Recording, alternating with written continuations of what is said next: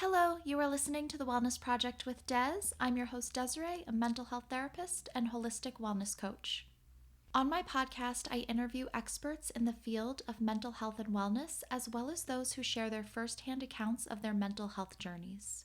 These interviews will give you many tips, tools, and strategies to improve your mental health, as well as give you hope, support, encouragement, and inspiration on your own personal mental health and wellness journey. Thanks so much for being here. I would greatly appreciate it if you took a moment to leave me a review on iTunes and leave the podcast 5 stars on Spotify.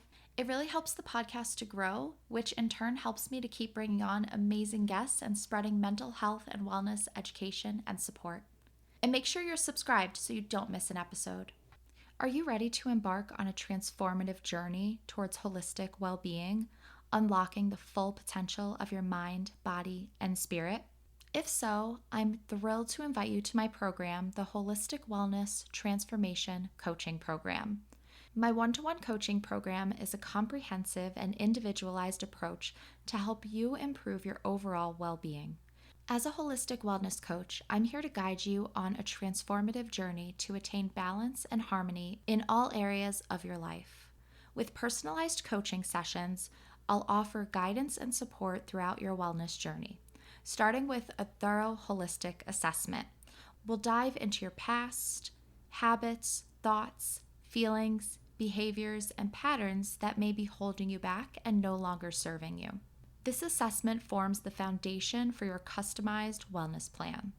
Together, we'll explore the 8 foundational elements of wellness to ensure you feel balanced and aligned with your goals and your values. This program goes beyond the surface, providing you with mental and emotional support. I will help you to manage stress, anxiety, and other challenges such as perfectionism and people-pleasing, offering techniques and strategies to enhance your resilience and your skills. The benefits of this program cannot be overstated.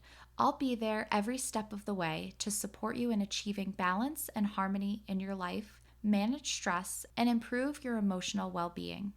Nurture healthy connections, create lasting, healthy habits, achieve your goals, and gain confidence in your ability to transform your life. Join me on this journey to holistic wellness. You could go to my website to check out my various packages, and you could go to my Calendly link found in the show notes to schedule a free 30-minute consultation call where we will go over the 8 core areas of wellness, as well as your goals and your dream life. Reach out and let's get started on your wellness journey so you can finally live the life you want.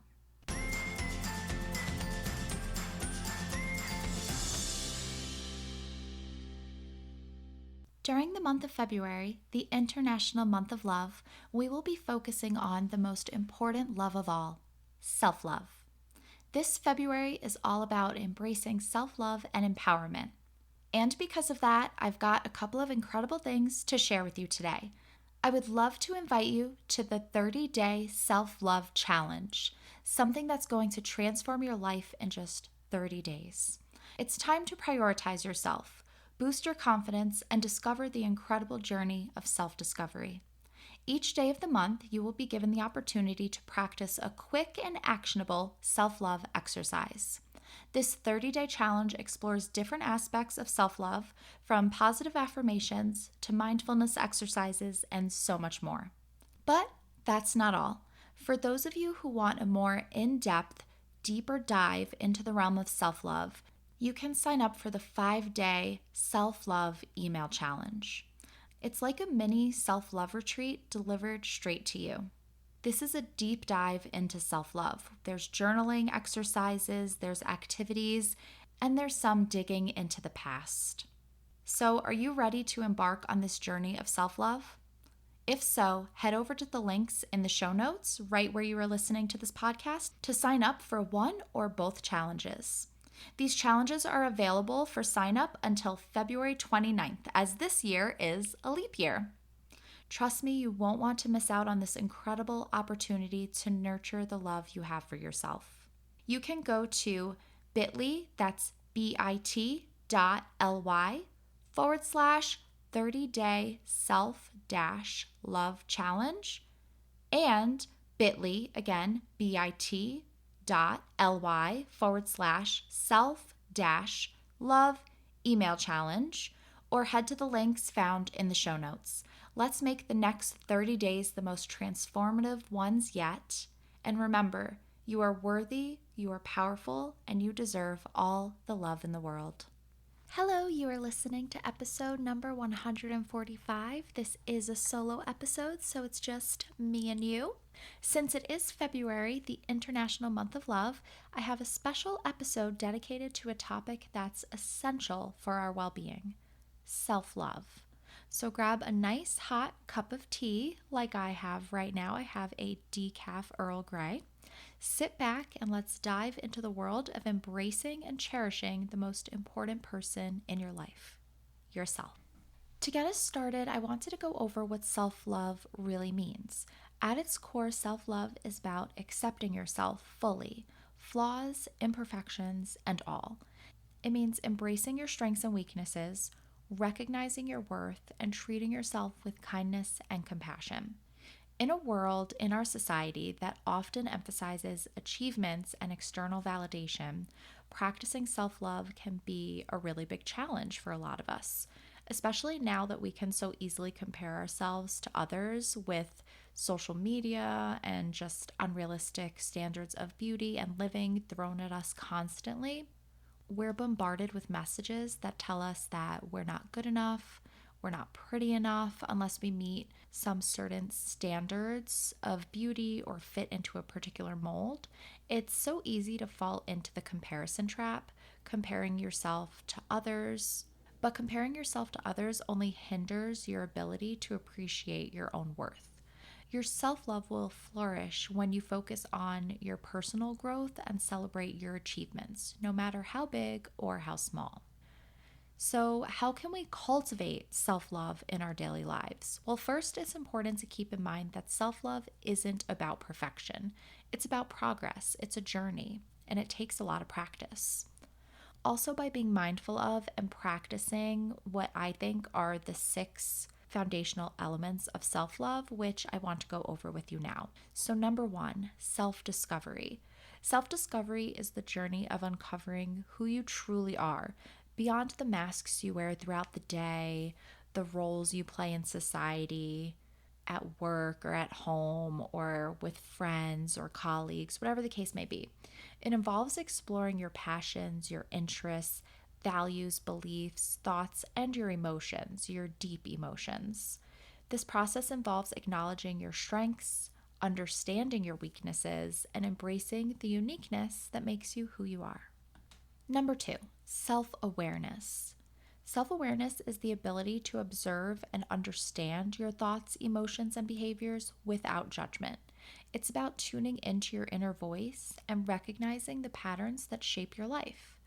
Through self-awareness, you become attuned to your strengths, your weaknesses, your triggers, your desires. This empowers you to make conscious choices that align with your values and your goals.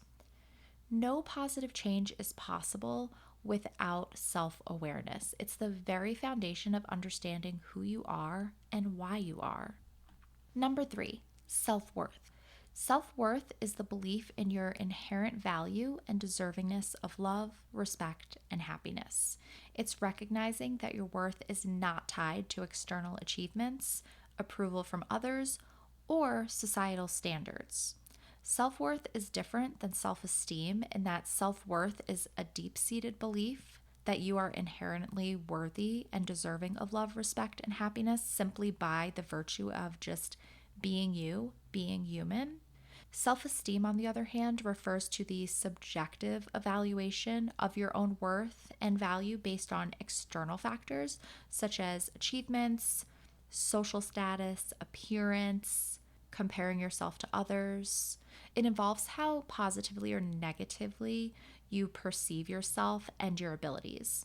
So, unlike self-worth, which is intrinsic and unconditional, self-esteem actually fluctuates depending on external circumstances and validation from others. I thought that was important to go over as the meaning of self-worth and self-esteem can get confused. Number 4, self-care. Self-care is the practice of nurturing yourself and your well-being. Self-care is prioritizing things that replenish your energy, reduce your stress, and promote your overall well-being, whether that's getting enough sleep, walking in nature, eating nourishing foods, getting regular physical exercise, or engaging in activities that bring you joy. Self care is essential for replenishing your energy and reconnecting with yourself. Number 5, self compassion. Self compassion is the act of extending kindness, understanding, and forgiveness to yourself, especially during times of difficulty or a sense of failure. Self compassion is about treating yourself with the same kindness and understanding that you give to your loved ones, your friends, your family, your colleagues. When you make a mistake or are going through some challenges, self compassion will allow you to respond with gentleness, with grace and encouragement, rather than harsh self criticism or beating yourself up. Self compassion is a practice that actually can improve over time. By practicing self compassion, you'll be able to cultivate self acceptance, inner peace, and in the end, self love. If you're interested in learning more about self-compassion, I highly recommend Kristen Neff. She has a really great TED Talk. I'll put it in the show notes. And I actually just last month or the month before, I read her book about self-compassion. If you go to my Amazon storefront, which is linked in the show notes, her book is in there. Highly recommend. She is the go-to when it comes to self-compassion. So if you are interested in that, I would definitely check her out. Again, that's Kristen Neff, and I'll have the TED Talk in the show notes, and head to my Amazon storefront for her book about self-compassion. Such a fantastic read. Number 6 is boundaries. Some people argue that establishing and maintaining healthy boundaries is the foundation of self-love, because boundaries are a way of teaching others how to treat you and how not to treat you. Healthy boundaries give you a greater sense of self-respect, self-confidence, and self-trust. So these 6 foundational elements of self-love, self-discovery, self-awareness, self-worth, self-care, self-compassion, and boundaries form the foundation of a healthy and nurturing relationship with yourself. By embracing each of these elements intentionally, you can cultivate a deeper sense of self-love that will flow over into every aspect of your life. So, self-love isn't just about how we treat ourselves. It also influences how we interact with other people, our loved ones, our colleagues, strangers. When we cultivate a deep sense of love and acceptance for ourselves, we're better able to have and form healthy relationships with those in our lives. And when we're happier with ourselves, when we have that self-love, when we accept ourselves, we're more likely to be in a positive mood and more accepting. If we're accepting of our mistakes, we're going to be more accepting of other people's mistakes. So with self-love comes a lot less self-judgment, criticisms. So these are all things that are going to help your relationships with other people. Even strangers, you'll be less likely to snap or get irritated or agitated with other people. Of course, practicing self-love doesn't mean that we'll never experience self-doubt or insecurity ever again. It's a journey, not a destination. And that journey is not always smooth. Challenges will inevitably come up, and moments of self-doubt will creep in. It's important to keep that in mind. But these challenges can become opportunities for growth. So embrace the lessons that they bring, and remember that setbacks are not failures, but stepping stones in your journey. As we wrap up today's episode, I want to encourage you to reflect on your own relationship with yourself. What are some ways that you can show yourself more kindness, more self-compassion? How can you prioritize your well-being and honor your authentic self? I hope that you enjoyed this episode about self-love. If you did, definitely go hop into my Facebook group and or follow me on Instagram, because I'm going to be covering more self-love on my Instagram and in my Facebook group. So to close out today's episode, I wanted to leave you with 5 journaling prompts. So get out a piece of paper, feel free to pause this and take some time to journal and reflect. Number 1. Reflect on a recent accomplishment, big or small. Write about how it made you feel. What strengths and abilities did you utilize to achieve this? 2. Write a letter to your past self, offering words of kindness, understanding, and encouragement. What advice would you give to your younger self? Number 3. Think about a mistake or quote unquote failure you've experienced recently. Instead of dwelling on the negativity, explore what you learned from the situation and how it contributed to your growth. 4. Reflect on your relationship with others.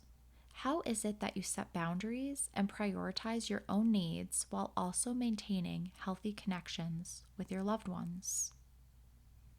Number 5. Imagine your future self. You're filled with self-love and confidence. What does that look like? What steps can you take today to nurture this relationship with yourself and work towards becoming that confident person that is full of self-love? Feel free to change these prompts to suit your own personal journey and exploration of self-love. I hope that these journal prompts are helpful for you and encourage you to do some self-exploration and embark on some self-discovery and growth. I really hope that you liked this episode and gained a lot of value from it. If you did like this episode, please share it on social media. You can tag me at The Wellness Project with Des on Instagram and at According to Des on Facebook. If you do enjoy my podcast and gain value from it, I would greatly appreciate your support. You can show your love and support by buying me a coffee. This will help my podcast to grow and in turn will help me to keep bringing on amazing guests. You can go to buymeacoffee.com/The Wellness Project with Des to show your support. All books written by or recommended by my amazing podcast guests are listed on my Amazon storefront.